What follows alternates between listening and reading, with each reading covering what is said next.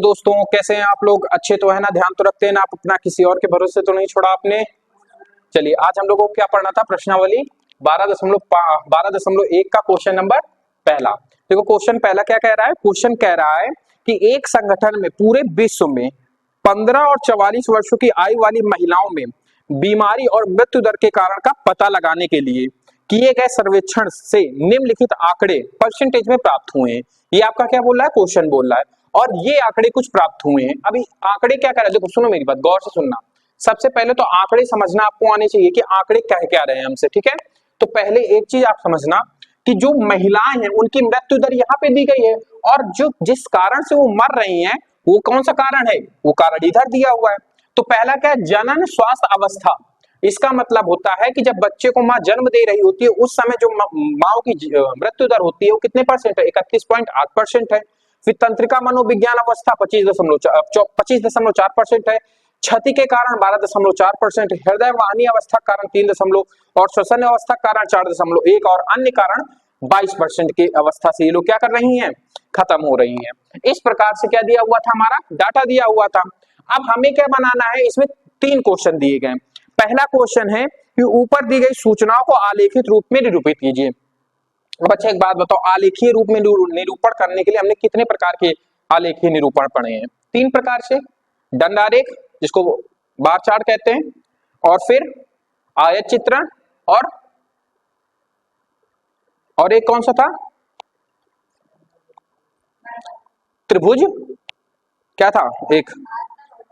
बारंबारता बहुभुज, ठीक है? तो हम यहाँ पे क्या बनाएंगे? जो मुझे ज्यादा सरल लगता है दंड आरेख के माध्यम से हम इसको करेंगे। इसमें उसने कोई एक फिक्स कंडीशन नहीं रखी है कि इसी के द्वारा आप इसको दर्शाइए। आप आलेखीय रूप निरूपित कर सकते हैं 3 में से कोई भी। तो हम पहला उठाएंगे दंड आरेख। दंड आरेख, ठीक है? अब दंड आरेख में क्या होता है? मैंने बताया था आपको, एक एक्स अक्ष होती है और एक वाई अक्ष होती है। तो हम सबसे पहले एक एक्स अक्ष बना लिए, सॉरी ये वाई अक्ष हुआ, और ये हमारा क्या हो गया? एक्स अक्ष। यहाँ पे क्या होता है? 0। अब देखो वाई अक्ष में हम क्या प्रस्तुत करते हैं? आंकड़े प्रस्तुत करते हैं कि नहीं करते? तो आंकड़े प्रस्तुत करो। आंकड़े ये हैं हमारे, तो हम इनको ध्यान में रखते हुए करेंगे। तो हम कहां से चालू करेंगे? 2 से चालू करेंगे, या फिर हम 4 से भी चालू कर सकते हैं। देखो 4 से छोटा तो कोई है नहीं, तो हम किससे चालू करेंगे? देखो सब 4 से बड़ी है ना, तो हम किससे चालू करेंगे? 4 से। तो 4 से चालू करो, और 4 का ही गैपिंग रखना है। 4 8 वाह 4 8 12 16 20 24 28 और 32। अच्छा एक बात बताओ, 32 के ऊपर कहीं दिख रहा है आपको? नहीं। तो हम कहां से? देखो मिनिमम अवस्था से चालू करेंगे और मैक्सिमम अवस्था। आपको लिखना चाहते हो तो 36 भी लिख सकते हो, ठीक है? कितना कर दिया आपने? 40 भी कर सकते हैं, लेकिन ऊपर जगह नहीं है तो क्या मतलब है करने का, ठीक है? इतनी बात समझ में आई आपको? देखो कैसे बनाने होते ये आपको बहुत अच्छे समझ में आना चाहिए, ठीक है? अब हम यहाँ पे क्या दर्शाएंगे? इस साइड तो हमने आंकड़े दर्शा दिए, इस साइड क्या दर्शाएंगे? दंड आरेख दर्शाएंगे। क्या दर्शाएंगे? दंड आरेख। और उनकी हाइट किसके अनुसार होगी? ये आंकड़ों के अनुसार होगी। किसके अनुसार होगी? आंकड़ों के अनुसार। ये वाई अक्ष है, ये एक्स अक्ष है, ठीक है? तो पहला जनन स्वास्थ्य अवस्था 31.8। अच्छा एक बात बताओ, 31.8 का मतलब क्या होता है? 32 से थोड़ा सा नीचे, लेकिन 32.5 से ऊपर, तो मतलब ये 32 के नजदीक ही रहेगा कि नहीं रहेगा? तो हम इसको यहाँ पे ले लेते, ठीक है? अब यहां से हम एक ऐसे दंड आरेख खींचेंगे, ऐसे ऐसे, और यहाँ पे क्या लिखेंगे? जनन हम केवल लिखे दे रहे हैं। क्या लिख रहे हैं? क्योंकि जगह नहीं है, जनन लिख दिया। ये पहला दंड आरेख हमारा बन गया। अब दूसरा क्या कह रहा है? तंत्रिका मनोविज्ञान अवस्था 25.4%, मतलब तकरीबन 25.5% के पहुंच रही है। 25 कहां पे है? ढूंढो। 24 यहाँ पे मिलेगा, मतलब 25 इनके बीच में होगा कहीं पे, तो मतलब 20 से उठा लेते हैं हम लोग, ठीक है? तो हम लोग कहां से उठाएंगे? यहां से, ऐसे।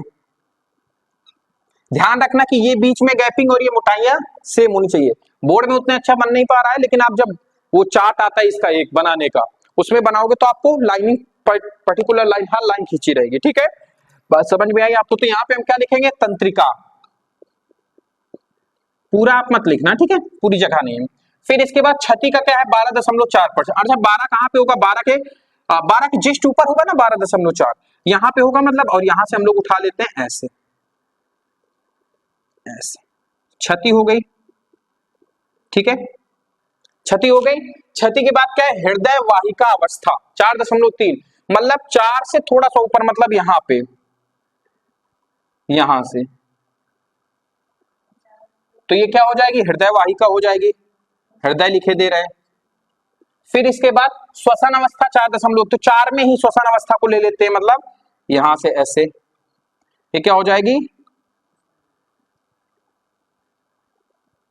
श्वसन हो जाएगी। अब लास्ट में अन्य कारण 22%, 22% का 20 से ऊपर, मतलब ये तकरीबन यहां पे पहुंचेगा।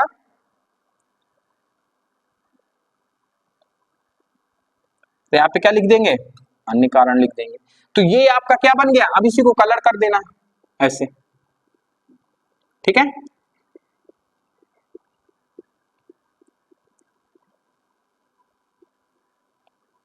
हो गया आपका, ये दंड आरेख बन गया। तो पहले क्वेश्चन का आंसर तो ये होगा। अब दूसरा क्या कह रहा है, कौन सी अवस्था पूरे विश्व की महिलाओं के खराब स्वास्थ्य और मृत्यु का बड़ा कारण है। अच्छा एक बात बताओ, हाँ सबसे ज्यादा इसी दंड ग्राफ में, मुझे बार ग्राफ में बताओ कि सबसे ज्यादा महिलाओं की मृत्यु किसमें हो रही है, जनन में। तो दूसरे का आंसर क्या हो जाएगा आपका, जनन स्वास्थ्य अवस्था, दूसरा हो गया। अच्छा तीसरे का क्या हो जाएगा, ये दूसरा हो गया पार्ट, ये तीसरा पार्ट। अब तीसरे पार्ट में हमसे क्या कहा है समझना, क्वेश्चन में पढ़ता हूं। अपनी अध्यापिका, हालांकि मैं अध्यापक हूं, अध्यापिका नहीं हूं, किताब वाले सस्ते नशे में लिखा है उन्होंने। अपनी अध्यापिका की सहायता से ऐसे 2 कारणों का पता लगाने का प्रयास कीजिए जिनकी ऊपर सेकंड का मुख्य भूमिका। अच्छा सेकंड क्वेश्चन क्या कह रहा है, सबसे ज्यादा मौत क्यों होती है, तो सबसे ज्यादा मौत होती है श्वसन अवस्था, जनन अवस्था के कारण, ठीक है। तो जनन अवस्था के कारण मृत्यु क्यों होती है, ये हम दोनों लोगों को डिस्कस करना है, बच्चों को भी और स्टूडेंट को भी। तो पहले बच्चे बताएंगे कि या सीधा टीचर बताए, पहले बच्चे बताएंगे। बचाओ बताओ, एक कारण तुम एक कारण तुम, हाँ बताओ। हाँ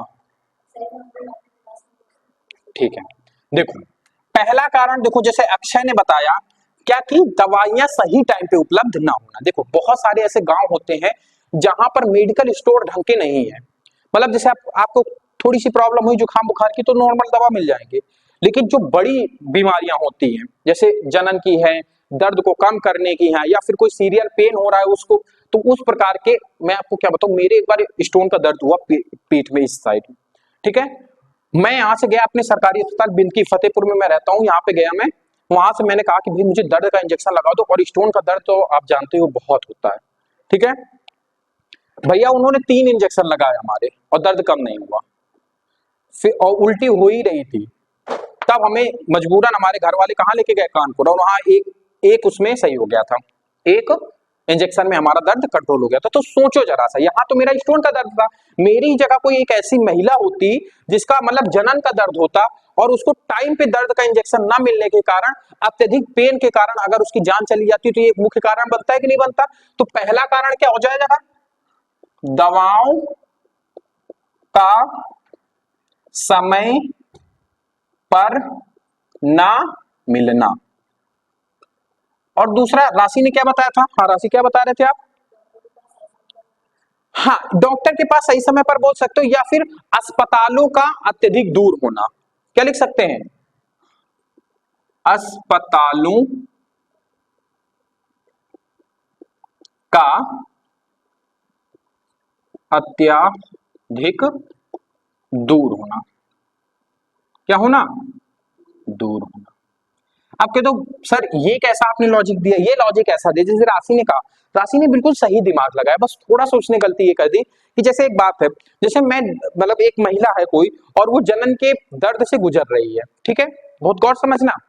अब उसको डॉक्टर टाइम पे मिल तो गया, लेकिन उसके पास वो चीजें नहीं है जिससे वो ट्रीटमेंट कर सकता है, जैसे उसके औजार नहीं है, ऑपरेशन करने के लिए प्रॉपरली वेंटिलेटर चाहिए होता है, बहुत सारी चीजें होती है। तो डॉक्टर मिलने से थोड़ी ना सारा काम हो जाएगा, हमें क्या है, अस्पताल, अस्पताल एक ऐसा स्थान होता है, ऐसा भवन होता है जहां पर मेडिकल की सारी सुविधाएं उपलब्ध होती हैं। तो हम ज्यादा, डॉक्टर भी आप कह सकते हैं नो डाउट सही है, लेकिन ज्यादा एक्यूरेसी में सही कौन सा हो रहा है, अस्पतालों का अत्यधिक दूर होना, ठीक है।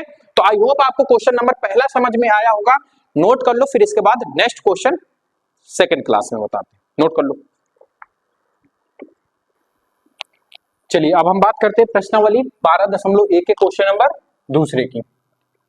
देखो क्वेश्चन क्या कह रहा है, क्वेश्चन में पढ़ता हूं पहले। क्वेश्चन कहता है भारतीय समाज के विभिन्न क्षेत्रों में प्रति 1000 लड़कों पर लड़कियों की संख्या के आंकड़े नीचे दिए गए हैं। मतलब ये जो आंकड़ा हमें दिया गया है ये किस पर दिया गया है, प्रति 1000 मतलब 1000 लड़कों पर लड़कियों की संख्या हमें दी गई है।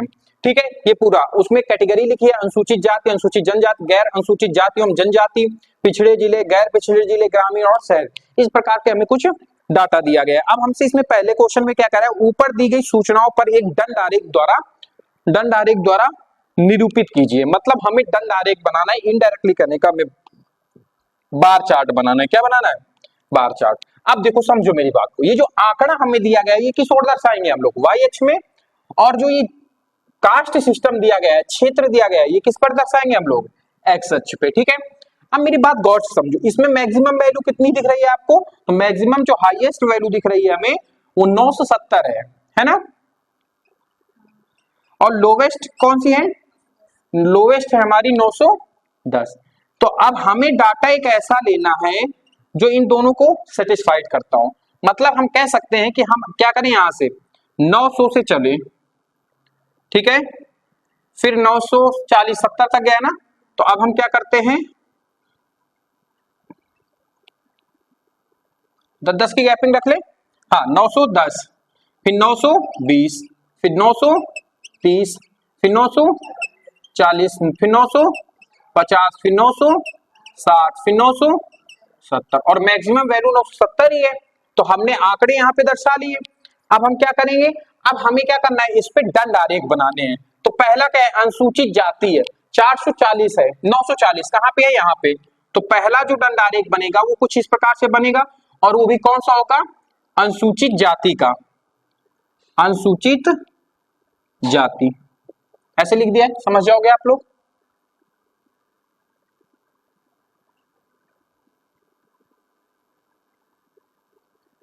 अनुसूचित जाति। अब इसके बाद हमसे क्या है, अनुसूचित जनजाति 970 मतलब सबसे हाईएस्ट। तो यहां से हम लोग चालू करेंगे ऐसे, और ये बन गया हमारा दंड आरेख, अनुसूचित जनजाति। ठीक है, फिर गैर अनुसूचित जाति और जनजाति को मिक्स कर दिया गया है। तो प्रति 1000 में कितने लड़के हैं, 920 लड़कियां हैं। ठीक है, कितनी लड़कियां हैं, 920 लड़कियां। तो 920 हमारा ये यहाँ पे जाएगा, मतलब कुछ इस प्रकार से। यहाँ पे क्या लिखेंगे, गैर अनुसूचित जाति और प्लस जनजाति। समझ में आया। अब हम क्या करेंगे, पिछड़े जिले की बात करेंगे, जो 950 है वहां पे। तो 950 मतलब ये यहाँ पे कुछ ऐसे आएगा। तो यहाँ पे हम क्या लिखेंगे, पिछड़े जिले, पिछड़े जिले। ठीक है, अब हम बात करते हैं गैर पिछड़े जिले में कितने हैं, तो 920 है। 920 मतलब ये यहाँ पे 920 एक डाटा और आ चुका था ना, तो हाँ इसी के बराबर में ही होगा हमारा ये यहाँ पे। ऐसे क्या लिखोगे, गैर पिछड़े जिले। ठीक है, फिर ग्रामीण और शहरी। ग्रामीण में कितने जा रहे हैं, 930। 930 का मतलब यहां से ये हो गया ग्रामीण, और लास्ट में हमारा जो जाएगा 910, यहां से वो जाएगा हमारा शहरी। ठीक है, अब इनको हम क्या कर देंगे, कलर कर देना इस प्रकार से। ठीक है, बस एक चीज का ध्यान रखना, जब भी आप बुक में बनाना तो एक चीज का विशेष ध्यान रखना, क्या कि इनकी मोटाइयां बराबर होनी चाहिए, और इनके बीच में जो गैपिंग है वो भी सेम होनी चाहिए। हम बोर्ड में बना रहे हैं तो उतना अच्छे से नहीं बन पा रहा है। ठीक है, तो पहला जो क्वेश्चन नंबर दूसरे का जो सब क्वेश्चन पहला था, जो दंड आरेख खींचना था, वो तो हमने खींच दिया। अब हमसे क्या कह रहा है सेकंड क्वेश्चन में, कक्षा में चर्चा करके बताइए कि आप इस आलेख से कौन से निष्कर्ष निकाल सकते हैं। मतलब हमसे कुछ 2-4 पॉइंट्स पूछ रहा है, इनको देख के कि क्या बता सकते हैं हम। तो हम क्या लिखेंगे, 2-3 पॉइंट हम भी लिख देंगे। जो चलो यहां से हम सब क्वेश्चन दूसरे का पहला पॉइंट क्या है, अच्छा सबसे ज्यादा बताओ लड़कियां कहां पे हैं। तो सबसे ज्यादा लड़कियां अनुसूचित जनजाति पे हैं। तो हम क्या कह सकते हैं, अनुसूचित जनजाति में लड़कों की अपेक्षा लड़कियों की संख्या अधिक है, कह सकते हैं कि नहीं। तो क्या लिखोगे, अनुसूचित जनजाति में लड़कों की अपेक्षा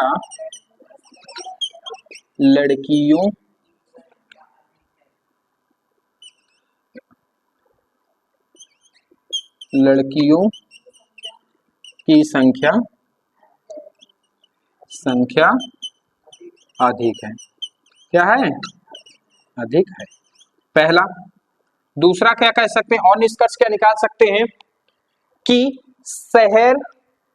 क्या लिख सकते हैं, शहरों में दिए गए आंकड़ों में शहरी क्षेत्रों में लड़कियों की संख्या सबसे कम है। जो दिए गए आंकड़े सबसे कम किसमें है? लड़कियों की संख्या 910।